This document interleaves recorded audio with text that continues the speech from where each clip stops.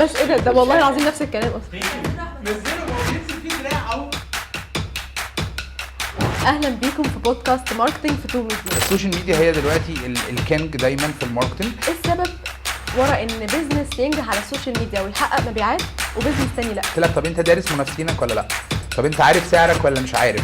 طب انت ايه اللي بيميزك عن المنافسين بتوعك؟ مقياس نجاح اي حاجه بتبقى على السوشيال ميديا دلوقتي، لان الناس ما بتشتريش من حد طول الوقت بيقول لها اشتري. الناس عايزه تعرف موضوع حظهم ده. انت لو بتبيع النهارده بتحقق وليكن 10000 جنيه مبيعات، انت لو جربت تشتغل مع حد بروفيشنال ممكن تحقق اضعاف الارقام دي. تحس ان احنا في كده ايه، فينا حته فهلوه كده بالظبط، اللي هو انا اقدر اعمل اي حاجه. بالظبط. انا افهم في كل حاجه. ده اصلا بيضر الناس كتير قوي في البيزنس تقديم المحتوى النهارده بقى اهم من الاعلانات المموله واهم من اي حاجه في الماركتنج. يعني حقيقي يعني انا نفسي تشجعت.